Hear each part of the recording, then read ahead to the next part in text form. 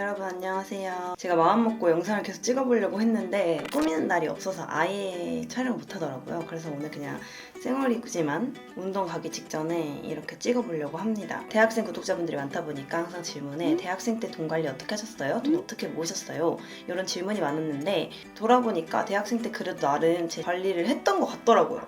그래서 이런 꿀팁들을 여러분들과 나눠보고자 영상을 만들게 되었습니다. 물론 사람마다 사정도 다르고 상황도 다르기 때문에 어떤 분께는 도움이 될 수 있지만 어떤 분께는 도움이 되지 않을 수 있다는 점 양해 부탁드리고요. 제가 생각하는 꿀팁 한번 말씀드려볼게요. 일단 첫 번째로 저는 자기 자신을 좀 알아야 된다고 생각해요. 제가 대학생 때 친구들이랑 같이 점심을 먹으러 가잖아요. 그럼 여러 가지 선택지가 있었어요. 1번 학식, 2번 편의점, 3번 식당. 근데 저는 대학생 때 맛있는 걸 좋아하긴 했지만 엄청나게 욕심이 많은 편이 아니었고 제가 가장 좋아하는 메뉴는 돈가스랑 부리또였어요. 근데 친구들이 공강 시간만 되면 우리 파스타 먹으러 가자, 우리 스시 먹으러 가자 이런 식으로 메뉴를 제안을 하면 제가 거절을 못하고 그래 가자 하고 15,000원, 2만원씩 사용을 하게 되더라고요. 근데 사실 저는 생각을 해보면 5,000원짜리 부리또나 12,000원짜리 파스타나 그 만족도가 굉장히 비슷했어요. 오히려 만원대 파스타 식당을 가면 저는 그 메뉴를 다 먹지 못해서 이거 아까워 이런 식으로 만족감이 계속 떨어지는 거예요. 근데 부리또 세트는 너무 내가 좋아하는 메뉴고 가격도 저렴하고 다 먹었을 때 만족감도 굉장히 컸어요.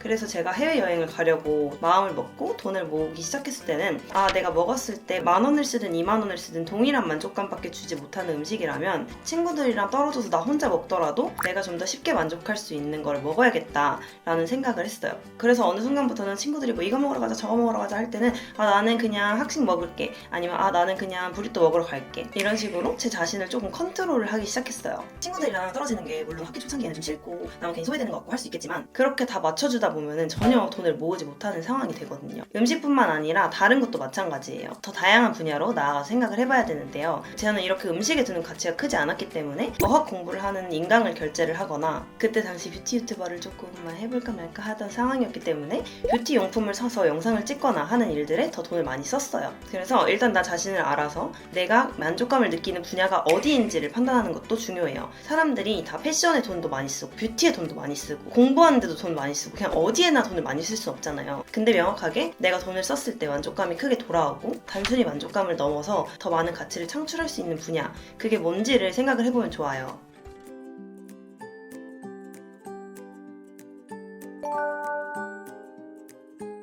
저는 그래서 이렇게 음식에는 돈을 조금 썼지만 돈을 최대한 모아서 내가 좀 더 재능을 펼칠 수 있는, 내가 좀 더 투자를 할 수 있는 카메라를 산다든지 이런 식으로 저의 만족감과 필요성을 굉장히 따져가면서 돈을 사용을 했습니다. 두 번째로는 내가 할 수 있는 재테크를 찾는 거예요.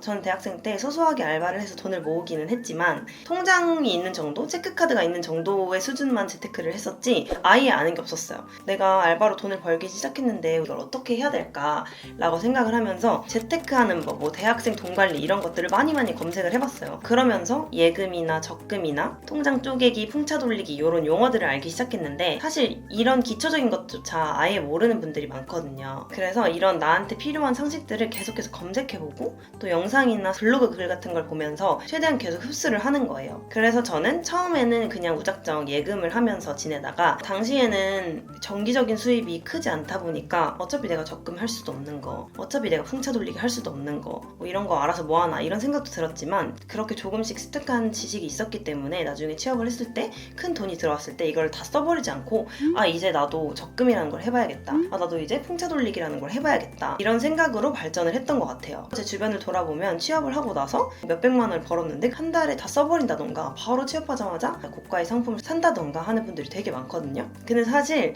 평소에 이렇게 재테크 상식에 대해 많이 찾아보고 또 재테크 하시는 분들의 이야기, 영상을 많이 접한 사람들은 그렇게 하기가 쉽지가 않아요. 저도 재테크를 많이 하는 편이 아닌 직장인인데 재테크 관련된 영상이나 글들을 많이 보면서 그래 내가 이렇게 큰 소비할 때가 아니구나, 이렇게 흥청망청 쓸 때가 아니구나 라는 거를 매일매일 상기를 시키거든요. 생각하지 않으면 그냥 사는 대로 살게 된다라는 말이 있는 것처럼 그냥 생각 없이 쓰다 보면 빠져나갈 거 없다, 그래서 항상 조금씩 지식을 습득을 하면서 마음가짐을 하는 게 중요한 것 같아요. 그래서 저는 대학생 때 실제로 어떻게 했냐, 주말마다 오전에 일을 했는데 그렇게 하면 한 달에 한 30만 원 정도가 나오거든요. 제가 대학생 당시에 통학을 했기 때문에 어머니가 생활비 일부로 이제 용돈을 조금 지원을 해주셨는데 용돈만 교통비, 휴대폰비, 약간의 옷 사는 비용, 밥 먹는 비용 이 정도로 사용을 하고 추가로 알바를 해서 한 달에 30만 원 정도는 계속 저축을 했어요. 근데 솔직히 사람 심리라는 게 30만 원이 들어오면 그 중에 10만 원 정도 내가 받았던 옷을 사볼까? 10만 원 정도 내가 받았던 가방을 사볼까? 근데 그럴 때 이제 가치를 따져보는 거죠. 이 30만 원이라는 돈에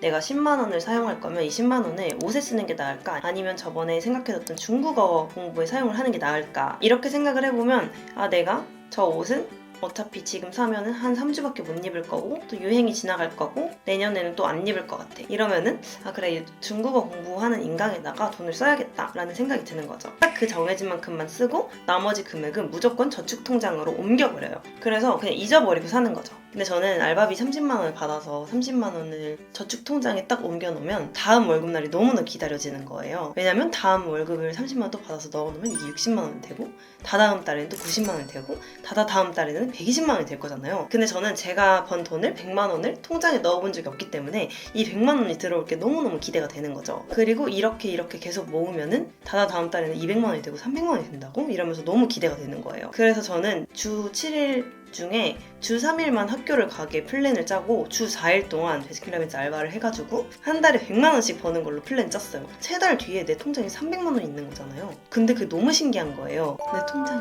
300만 원 있을 거라고? 방학 때 그럼 300만 원으로 놀러 갈 수 있겠다. 이런 생각이 들면서 갑자기 일손이 필요한 날에는 알바를 더 나가기도 하고 목표 금액을 생각하면서 알바를 진짜 열심히 했어요.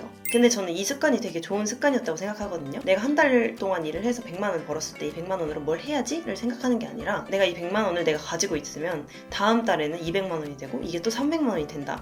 내가 이거를 지속적으로 행했을 때 다음 달, 다다음 달 그 미래에는 어느 정도의 가치로 되어 있을지를 계속 기대를 하면서 그 부푼 마음을 저축의 원동력으로 삼는 거죠. 물론 재테크를 잘 하시는 분들은 이 돈을 활용해서 더 다양한 방법으로 이걸 불릴 수 있겠죠. 근데 저는 잘 몰라가지고 그냥 무작정 저축을 했어요. 그래서 요즘은 토스뱅크나 카카오뱅크 다양한 금융권도 있고 접근성도 굉장히 좋고 그런 서비스에서는 소액 예금, 적금, CMA 통장 서비스들이 굉장히 많더라고요. 이런 최신 정보들을 자주 접하면서 계속 뭐가 있나 찾아보면서 나한테 맞는 상품이 나올 때 얼른 잡아서 그걸 한번 시도해보는 거를 추천드려요. 그리고 혹시 목표를 가지고 돈을 모으시는 분들이라면 단기적인 목표보다는 장기적인 목표를 갖는 게 도움이 많이 돼요. 나는 6개월 뒤에 교환학생을 가고 싶어. 나는 겨울방학 때 여행을 가고 싶어. 나는 3년 뒤에 1000만 원을 모으고 싶어. 이렇게 장기적인 목표를 설정을 해두면 나도 모르게 그러면 한 달 뒤에는 얼마를 모으겠구나. 두 번째 달에는 얼마를 모으겠구나. 세 번째 달에는 얼마를 모으겠구나. 이 장기적인 기간을 더 쪼개서 단기적인 목표까지 확인을 하게 되거든요. 뭔가 제가 대학을 다닌 지 좀 오래돼가지고 기억이 잘 안 나서 오늘은 이 정도까지만 말을 해봤는데 이 영상에 댓글 많이 달아주시면 거기서 나온 주제들을 가지고 또 제가 어떻게 생활했는지 많이 이야기를 해보도록 하겠습니다. 그럼 다음에 또 만나요. 안녕.